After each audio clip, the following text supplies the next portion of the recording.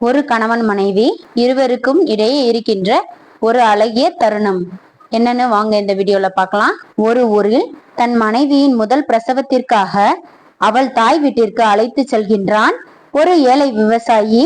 வாகன வசதி இல்லாத காலம் அது. கடும் வெயிலின் காரணமாக கர்ப்பமான மனைவிக்கு தண்ணீர் தாகம் எடுக்கிறது.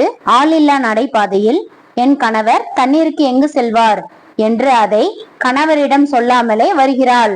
மனைவிக்கு தண்ணீர் தாகம் எடுக்கிறது என்று அவன் புரிந்து கொண்டான். இதற்கு பெயர்தான் கணவன் மனைவி உறவு. தூரத்தில் ஒரு முதியவர் இளநீர் வியாபாரம் செய்வதை பார்த்து அவள் கையை பிடித்து கொண்டு வேகமாக சென்ற பிறகுதான் தெரிகிறது ஒரு இளநீர் வாங்குவதற்கு மட்டுமே காசு இருக்கிறது என்று. சரி, ஒரு இளநீர் தாருங்கள் என்கிறான். இளநீரை வாங்கியவன் தன் மனைவியிடம் கொடுத்து, எனக்கு வேண்டாம், நீ குடிமா என்கின்றான். எனக்கு மட்டும் என்றால் வேண்டாம், நீங்கள் குடித்துவிட்டு தாருங்கள் என்றாள் மனைவி.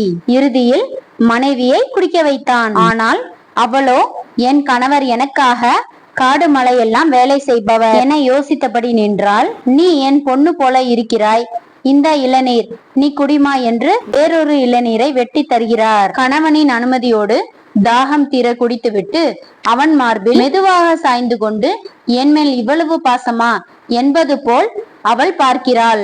நீ என் மனைவி, என் உயிரில் சரிபாதி என்ற அர்த்தத்துடன் அவன் கண் சிமிட்டினான் அந்த காதல் கணவன். இப்படி அன்பு என்ற ஒன்றும் விட்டு கொடுக்கும் குணமும் இருந்தால் ஒரு இளநீர் வாங்க இருந்த காசிற்கு 2 இளநீர் கிடைத்தது. இவ்வுலகில் எல்லா உயிர்களும் அன்பிற்கு மட்டும்தான் ஏங்குகிறது.